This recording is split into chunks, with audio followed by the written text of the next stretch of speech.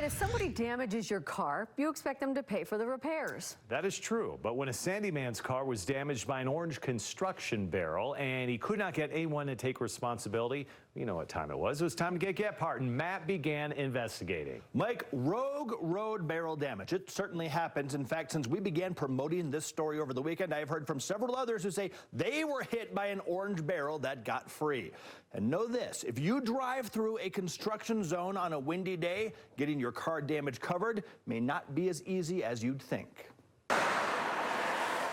Orange construction barrels are so ubiquitous on Utah roads, it has been joked they should be renamed as the official state tree.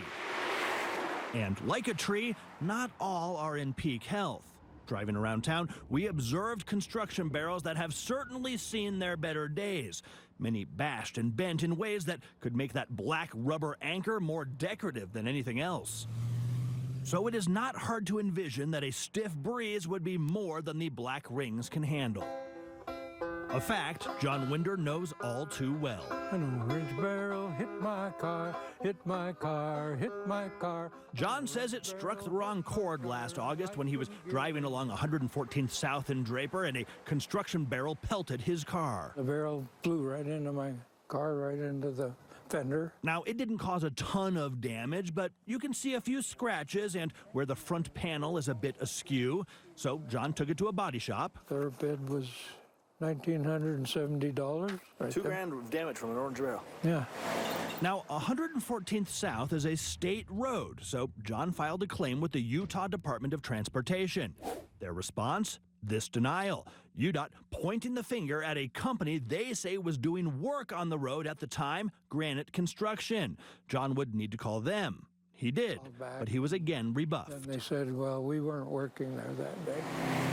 Well, somebody was responsible for the orange barrel that was there that day, and it sure wasn't John. I feel like I'm getting the runaround. With everyone denying responsibility and fearful that the cost of the repairs is going to fall on him, John decided it was time to call me. Who do you think is responsible? Oh, I don't know. It's either the state or Granite. Actually, no. Neither one is responsible, according to UDOT spokesperson John Gleason. When you reached out, we took the opportunity to look back on the information, and unfortunately, we provided incorrect information to Mr. Winder.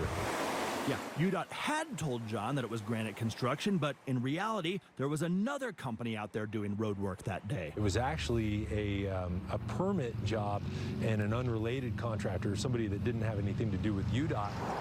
Now, typically, when one of their barrels gets loose, UDOT does not take responsibility for the damage, Gleason says. It's typically seen as something that's naturally occurring. But in this case, even though it was not a UDOT barrel, since the state sent John on a goose chase, they have opted to step up. We could ask him to go back and file it with the proper company now, but it's 6 months after the fact, and that just wouldn't be right. So we want to do right by Mr. Winder and make sure that he's taken care of. An orange barrel. Yeah, this is a check from UDOT. And just like that, months after filing a claim with UDOT, John got this check in the mail to cover damages. Why he's so happy, he could just sing. So I called Matt Gephardt and he got my car fixed. Hey! All right, whether it is an orange barrel, nice singing, yes. Whether it is an orange barrel or a pothole, a government entity generally is immune from liability for what are considered acts of nature, like the wind coming along and blowing an orange barrel. That said, if they are aware of a problem and they fail to address it, it could be considered negligence, in which case they could be held responsible. And if the barrel is a company's responsibility, they often have insurance to cover such accidents. Best advice, if this happens to you, if you can do so safely, pull over and take lots of pictures. If you got a problem you can't solve, give me a shot at it, the number 385-707-6153, or you can email me, matt@ksl.com. It's become now ubiquitous. I need somebody to sing to me with a banjo if I'm going to come out. Of course.